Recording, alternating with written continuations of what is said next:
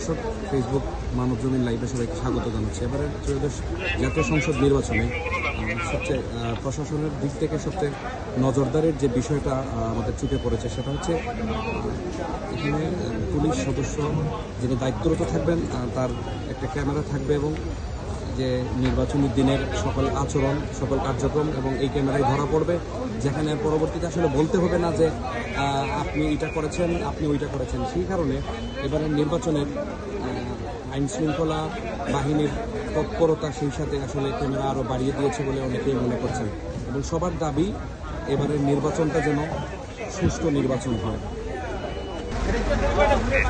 এই নির্বাচনে আসলে এটাই নতুন সংযুক্তি। সাধারণ ভোটাররা বলছেন আসলে এই ক্যামেরা ভোটারের নিরাপত্তা অনেকটা নিশ্চিত করবে।